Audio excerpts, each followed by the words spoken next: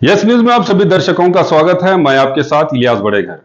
आइए देखते हैं आज की खबर क्या कहती है। ಕಾರ್ಖಾನೆಗೆ 8ರಿಂದ 10 ಕೋಟಿ ರೂಪಾಯಿ ಅಲ್ಲಿ ಇರುವುದೇ ಇಲ್ಲ ಅಧ್ಯಕ್ಷರು. ಅವ್ರು ಏನು ಮಾಡೋಕ್ಕಾಗೋದು. ಅವ್ರ ಪತ್ರೆ ಜಂಗತಿ ಪತ್ರೆ ಇರ್ತದೆ, ಜಳಗಾವ ಜಾಲ್ನ. ಆಯ್ತು, ಇದು ಯಾಕೆ ಹೇಳ್ತೀನಿ ಅದು ಅಧ್ಯಕ್ಷರೇ, ಇದನ್ನ ಯಾರೂ ಮಾತಾಡೋದಿಲ್ಲ. ಎಲ್ಲರೂ ರೈತರ ಪರವಾಗಿ ಮಾತಾಡ್ತಾರೆ. ರೈತ ಯಾವಾಗ ಉಳಿತಾನ? ಕಾರ್ಖಾನೆ ಉಳಿದ್ರೆ ಉಳಿತಾನ. ರೈತರನ್ನ ನೀವು ಮುಣಗಿಸ್ಲಾಕ ಈ ರೀತಿ ಸಿದ್ದರಾಮಯ್ಯನವರು ನೀವು ಕೇಂದ್ರ ಮ್ಯಾಗ ಹಾಕೋದು, ಕೇಂದ್ರದವ್ರು ರಾಜ್ಯದ ಮ್ಯಾಗ ಹಾಕೋದು, ಇದು ನಮಗೆ ಬೇಕಾಗಿಲ್ಲ. ವಾಸ್ತವಿಕತೆ ಕೇಂದ್ರದ್ದು ಜವಾಬ್ದಾರಿ ಇದೆ. ಇವತ್ತು ನೀವು 71 ರೂಪಾಯಿ ಮೆಕ್ಕೆಜೋಳ ಪ್ರತಿ ಲೀಟ್ರಿಗೆ ಇಥನಾಲ್ ಕೊಡ್ತಿರಲ್ಲ, ಅದನ್ನು 75 ಮಾಡಿ. 65 ರೂಪಾಯಿ ಇವತ್ತೇನು ನಮ್ಮ ಕಬ್ಬಿನ ಮೇಲಿನ ಇಥನಾಲ್ ಕೊಡ್ತಿರಲ್ಲ, ಅದನ್ನು 70 ರೂಪಾಯಿ ಮಾಡಿರಿ. ಅಕ್ಕಿ ನೋಡ್ರಿ ಅಧ್ಯಕ್ಷರೇ, ನಿಮ್ಗೆ ಇಷ್ಟು ಕೆಟ್ಟ ಅನ್ನಿಸ್ತದ. ಒಂದು ಕಡೆ ಬಡವರಿಗೆ ಅಕ್ಕಿ ಇಲ್ಲ ಅಂತ ನಾವು ಹೇಳ್ತೀವಿ. ಈಗ ನನಗೆ ಲಕ್ಷ್ಮಣನವ್ರು 1,000 ಟನ್ ಬಸನಗೌಡ ಮಾನ್ಯ ಅಧ್ಯಕ್ಷರೇ, ಬಸನಗೌಡ ಪಾಟೀಲರು ಎರಡು ವಿಷಯ ತಗೊಂಡು ಮಾತಾಡ್ತಾ ಇದ್ದಾರೆ. ಒಂದು ಸಕ್ಕರೆ ಕಾರ್ಖಾನೆ, ಇನ್ನೊಂದು ಇಥನಾಲ್ ಬಗ್ಗೆ. ಇಥನಾಲ್ಗೆ 75 ರೂಪಾಯಿ ಕೊಡಬೇಕು ಅಂತ ಕೇಳ್ತಾ ಇದ್ದೀರಿ. ಆಯಿತು, 75 ರೂಪಾಯಿ ಕೊಡ್ತಾರಂತ ಇಟ್ಕೊಡ್ರಿ. ಏನು ಮಾಡ್ತೀರಿ ನೀವು ಪ್ರೊಡಕ್ಷನ್ ಮಾಡಿ? ಹೇಳ್ರಿ, ಅದನ್ನು ನೀವು ಹೇಳ್ರಲ್ಲ ಅಧ್ಯಕ್ಷರೇ. ನೀವು ಆಡಳಿತ ಪಕ್ಷದವ್ರ ಅಂಕಿ ಸಂಖ್ಯೆ ಹೇಳ್ರಿ. ನನಗೆ ಎಷ್ಟೈತಿ ನಾನು ತೊದಲು ನೋಡಿ ಹೇಳೀನಿ. ಈಗ ಇಡೀ ರಾಜ್ಯದಲ್ಲಿ ಗೋವಿನ ಜೋಳ ರೇಟ್ ಬಿತ್ತು ಅಧ್ಯಕ್ಷರು. 4 ರಿಂದ 5 ವರ್ಷ ತನಕ ಇವತ್ತು ಗೋವಿನ ಜೋಳದ ರೇಟು 2,400 ರೂಪಾಯಿ ಫಿಕ್ಸ್ ಇತ್ತು. ಈ ವರ್ಷ ಗೋವಿನ ಜೋಳದ ರೇಟ್ ಯಾಕೆ ಬಿತ್ತು? ನಾವು ವಿರೋಧ ಪಕ್ಷದ ನಾಯಕರು ಮಾತಾಡೋ ಮುಂದೆ ಏನೋ ಮಾತಾಡೋದು ಬೆಳಕು ಚೆಲ್ತಾರಂತ ನಾನು ಗಮನ ಹರಿಸಿದೆ. ಪಕ್ಕಕ್ಕಿದ್ದ ಉಪನಾಯಕರ ಏನಾದ್ರು ಬೆಳಕ ಚೆಲ್ತಾರಂದ್ರೆ ಅವರು ಯಾಕೋ ಬಂದ್ ಮಾಡ್ಕೊಂಡು ಕುಂತರು. ಅಧ್ಯಕ್ಷರೇ, ಇಡೀ ದೇಶದೊಳಗ ಇಥನಾಲ್ ಪ್ರೊಡಕ್ಷನ್ ಮಾಡ್ತಕ್ಕಂಥದ್ದು ಒಂದು ಹೊಸ ಇಂಡಸ್ಟ್ರಿ ಬಂದಿದೆ. ಅದರಿಂದ ಕಬ್ಬು ಬೆಳೆಗಾರರಿಗೆ ಲಾಭ ಆಗಿದೆ, ಕಾರ್ಖಾನೆಯವರಿಗೆ ಲಾಭ ಆಗಿದೆ, ಗೋವಿನ ಜೋಳ ಬೆಳೀತಕ್ಕಂಥವ್ರಿಗೆ ಲಾಭ ಆಗಿದೆ, ಮತ್ತು ಭತ್ತ ಬೆಳೀತಕ್ಕಂಥವ್ರಿಗೆ ಲಾಭ ಆಗಿದೆ. ಕೇಂದ್ರ ಸರ್ಕಾರ ಇವತ್ತಿನ ದಿವಸ ನಾವೇನು ಇಥನಾಲನ್ನು ಪ್ರೊಡಕ್ಷನ್ ಮಾಡ್ತೀವಿ, ನಮ್ಮ ರಾಜ್ಯದಿಂದ ಎಷ್ಟು ತಗೊಳ್ತಾ ಇದ್ದಾರೆ, ಮಹಾರಾಷ್ಟ್ರದಿಂದ ಎಷ್ಟು ತಗೊಳ್ತಾ ಇದ್ದಾರೆ, ಗುಜರಾತಿದಿಂದ ಎಷ್ಟು ತಗೋತಾರೆ ಅಂತಕ್ಕಂಥದ್ದು ಸ್ವಲ್ಪ ಅವಲೋಕನ ಮಾಡ್ಬೇಕಲ್ಲ. ಗುಜರಾತದಲ್ಲಿ ಪ್ರೊಡಕ್ಷನ್ ಆಗಿರ್ತಕ್ಕಂಥದ್ದು 100% ತಗೋತಾರೆ. ಮಹಾರಾಷ್ಟ್ರದಲ್ಲಿ ಪ್ರೊಡಕ್ಷನ್ ಆಗಿರ್ತಕ್ಕಂಥದ್ದು 60% ತಗೋತಾರೆ. ಕರ್ನಾಟಕದಲ್ಲಿ ಪ್ರೊಡಕ್ಷನ್ ಆಗಿರ್ತಕ್ಕಂಥದ್ದು 30% ತಗೋತಾರೆ. ಗೋವಿನ ಜೋಳದ ರೇಟ್ ಯಾಕೆ ಬಿತ್ತು ಅಂದ್ರೆ, ನಾನು 1 ಕೋಟಿ ಲೀಟರ್ನ ಉತ್ಪಾದನೆ ಮಾಡ್ತಕ್ಕಂಥವನು ನಾನೇನು ಮಾಡ್ತಾ ಇದ್ದೀನಿ ಅಂದ್ರೆ ಅದನ್ನು 30 ಲಕ್ಷಕ್ಕೆ ನಾವು ರಿಸ್ಟ್ರಿಕ್ಟ್ ಮಾಡಬೇಕಾಗಿದೆ. ಹೆಚ್ಚಿನ ಗೋವಿನ ಜೋಳ ತಗೊಳ್ಳೋದು ಖರೀದಿ ಮಾಡ್ಲಿಕ್ಕೆ ಆಗಲ್ಲ. ಅದರಿಂದ ಬಹಳ ದೊಡ್ಡ ಪ್ರಮಾಣದಲ್ಲಿ ಗೋವಿನ ಜೋಳ ಇವತ್ತು ಬೆಳೆದಿದೆ. ಅದರ ಜೊತೆಗೆ ಏನು ಗ್ರೇನ್ ಬೇಸ್ ಇಂಡಸ್ಟ್ರಿಗಳದಾವ, ಇಥನಾಲ್ ಫ್ಯಾಕ್ಟ್ರಿಗಳು, ಅವ್ರಿಗೆಲ್ಲರಿಗೆ 30% ಕೊಟ್ಟಿರೋದ್ರಿಂದ, ಅವ್ರ ಖರೀದಿ ಕೇಂದ್ರನ ಬಂದ್ ಮಾಡಿದ್ರಿಂದ, ರೈತರ ಹತ್ರ ಬಫರ್ ಸ್ಟಾಕ್ ಉಳಿದ್ರಿಂದ ಮಾರ್ಕೆಟ್ನಲ್ಲಿ ರೇಟ್ ಬಿದ್ದಿದೆ ಅಂತಕ್ಕಂಥದ್ದನ್ನು ಕೂಡ ನಾನು ಆ ಕಡೆ ಇರ್ತಕ್ಕಂಥ ನಮ್ಮ ಸ್ನೇಹಿತರಿಗೂ ಸ್ವಲ್ಪ ಮಾಹಿತಿ ಕೊಡ್ಲಿಕ್ಕೆ ಬಯಸ್ತೀನಿ. ಅಧ್ಯಕ್ಷರೇ, ಪರಿಸ್ಥಿತಿ ಇಲ್ಲ ಅಧ್ಯಕ್ಷ, ದಯವಿಟ್ಟು ಒಂದೊಂದು 2-3 ಮಿನಿಟ್. ಪರಿಸ್ಥಿತಿ ಕಾರ್ಖಾನೆಗಳು ಭಾಳ ಈ ಅವ್ರು ಹೇಳಿದ್ರಲ್ಲ ಗ್ರೇನ್ ಬೇಸ್ಡು.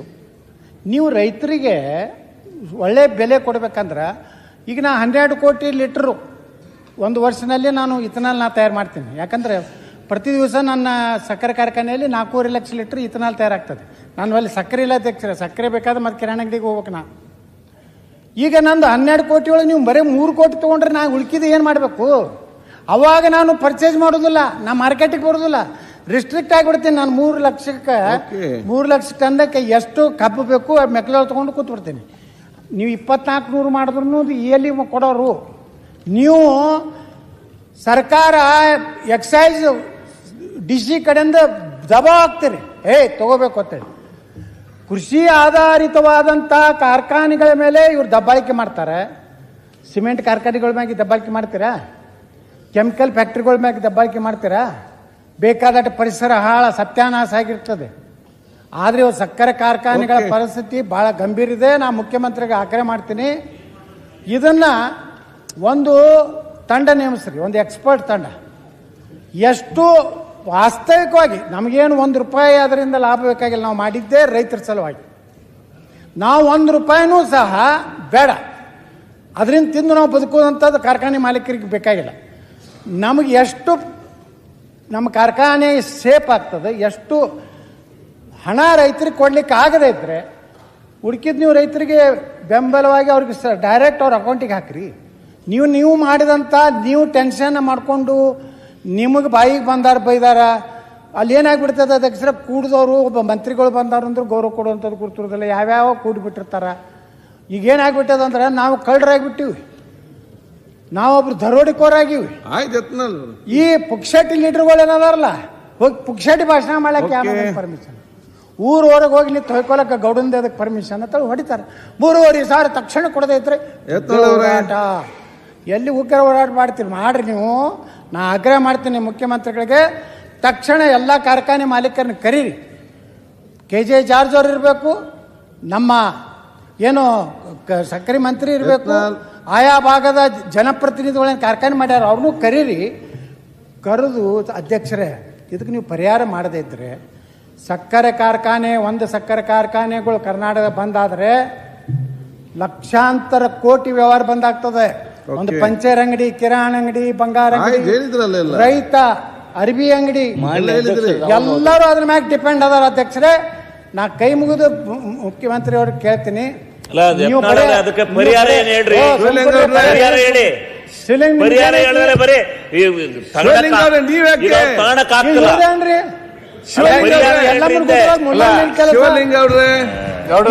ಅಧ್ಯಕ್ಷ ಎಲ್ಲಮ್ಮ ಗುಡ್ದಾಗ ಈ ಮುಲ್ಲಂದ ಏನ್ ಕೆಲಸ, ಸುಮ್ಮನೆ ಬಾಯಿ ಹಾಕ್ತಾರೆ.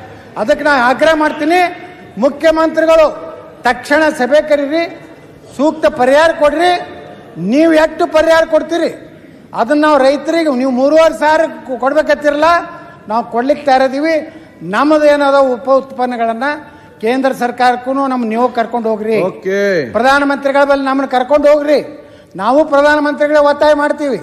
ಪ್ರಧಾನಮಂತ್ರಿಗಳ ನಿರ್ಣಯ ಮಾಡಿದ್ರಿಂದಲೇ ಈ ದೇಶದಾಗ ಸುಮಾರು ಒಂದು ವರ್ಷಕ್ಕೆ $1,00,000 ಕೋಟಿ ಫಾರಿನ್ ಎಕ್ಸ್ಚೇಂಜ್ ಉಳಿದಲಿಕ್ಕೆ ಕಾರಣ ನರೇಂದ್ರ ಮೋದಿ ಅವರು ಅಂತ ಮಾತನ್ನು ಹೇಳಿ ನಾನು ಅಭಿನಂದನೆಯನ್ನ ನಮ್ಮ ನಿತಿನ್ ಗಡ್ಕರಿ ಸಲ್ಲಿಸಿ, ಯಾರೇ ರಾಜಕಾರಣ ಮಾಡಲಿ, ಯಾರೇ ನನ್ನ ವಿರುದ್ಧ ಮ್ಯಾಗ ಕೇಂದ್ರ ಹೈಕಮಾಂಡ್ ಕೇಳಿ, ಐ ಡೋಂಟ್ ಕೇರ್.